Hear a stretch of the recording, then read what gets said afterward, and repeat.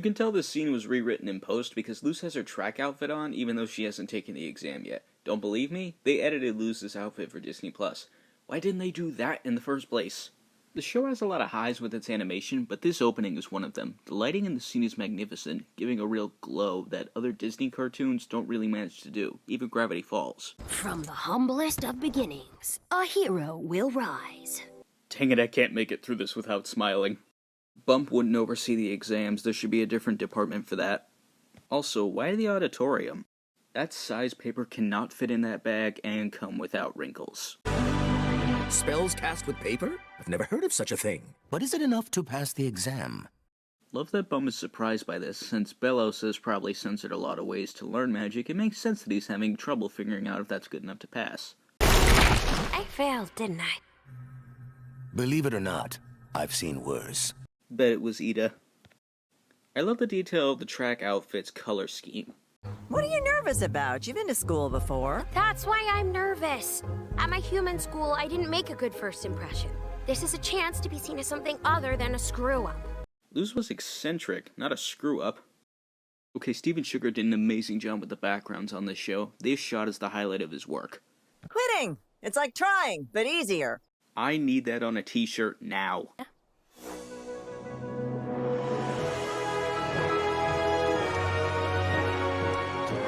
TJ Hill is awesome. When Luz came to the Boiling Isles, it was during the summer, yet Luz is starting on a new semester. I don't know what the Boiling Isles do for summer, but here in the United States, schools tend to wait for about 2 months before starting up again, barring summer school. So if Luz has been here for 2 months, the school year should be starting again. On top of the time inconsistencies, I have to point this out. What is Luz's plan when she goes back to Earth? And she will have to go back to Earth. Is she going to continue practicing magic at home, or is she going to spend weekends at the outhouse? I doubt her mother would approve. Judging from the backgrounds here and here, Amity should be in this shot with her abomination, but she's not. Also, this garbage pail appears out of nowhere. I love that Amity's abomination mimics her every move. Up top. Love that. Where is Amity going? School's the other way.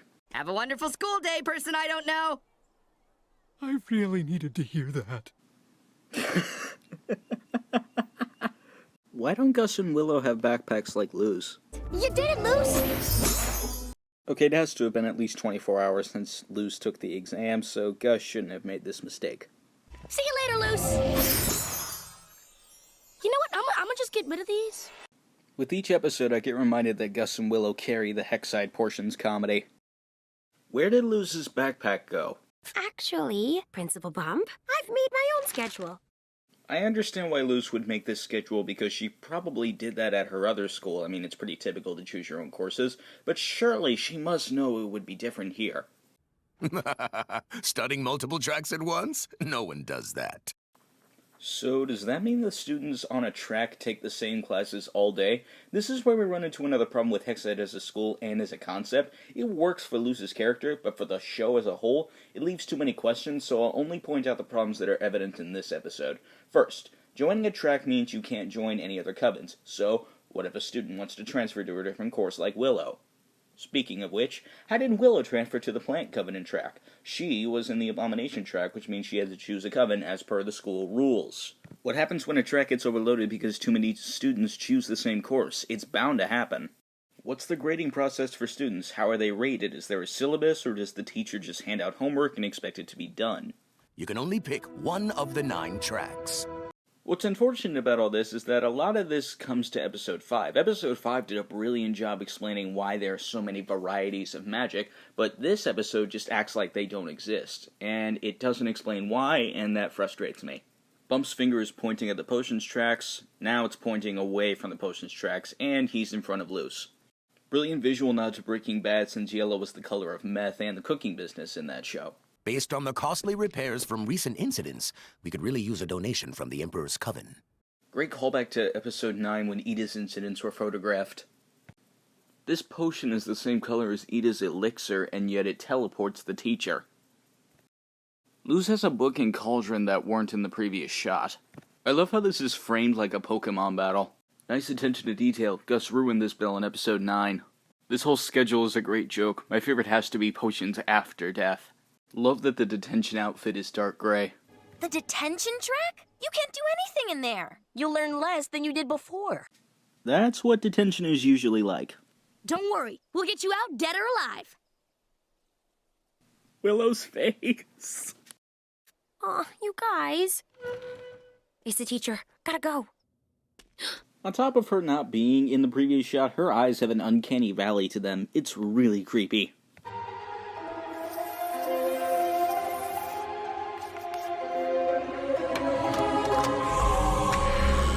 Great touch that Luz isn't the only one who draws to do magic.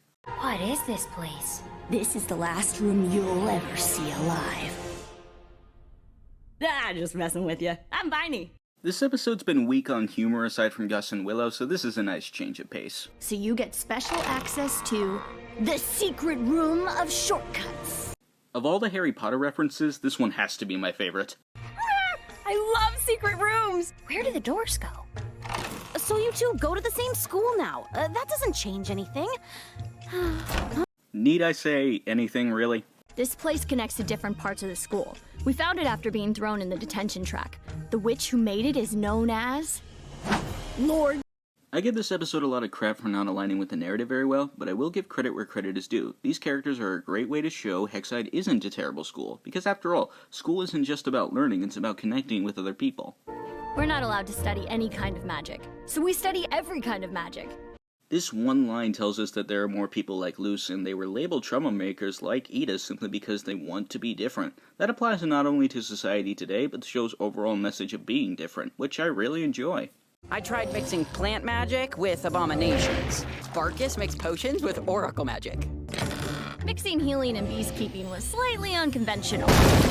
But Puddles is a great assistant, dang it! And this adds to the world building, showing that there are multiple ways to perform various types of magic. I love how the plant abomination is just sitting there. Maybe she already booked it. She did say she was better than this place. Willow's whistling like Luz is a dog. I love that. Oh. You think you're better than us? Weren't you standing behind her when she said that? How do you not know?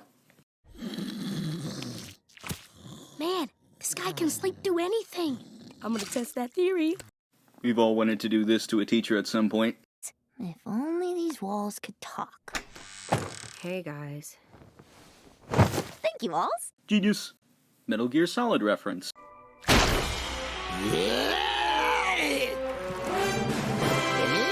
And that concludes the presentation from the Abomination track. It's neat seeing Amity perform magic for her grade and not because her life's in danger.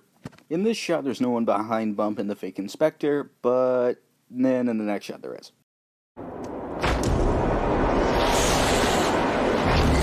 This is one of the show's darkest moments. Animation is able to portray the scale of creatures like this in ways regular live action can't. Awesome sound design. Sucking the magic out of them is already scary, but the way they lose the color on their skin adds to the horror. This board is already a brilliant joke, but they add to it by having King use a student as a stool. I know, but what's the point if people get hurt on the way? That is a fair question. Here's another question. What the heck is that? Back to the Future references. I love this show's pop culture references. A creature that feeds on magic is already a good concept, but they make this fit even better by framing it like a school shooting. Hexolios are out there getting hurt, and we're the only ones who can save them. We're troublemakers, right? So let's get out there and make some trouble. I know Luz is an Aquarius, but sometimes she acts like an Aries. By that I mean she's a leader. The way these guys work together using various kinds of magic to bring down this creature is brilliant visual imagery to hammer down the message of being different, and it really works. Viney putting her elbow on Luz's shoulder is a nice detail. They should be allowed to study what they wish. But Do the right thing, you dingus! that caught me off guard. Whoa! What's going on? What is this? Oh, Sailor Moon reference. I'm gonna study everything! Yeah, because studying everything isn't a time-consuming, stress-inducing slice of hell. What a gorgeous shot. Sugar Cube did an excellent job with this episode's animation.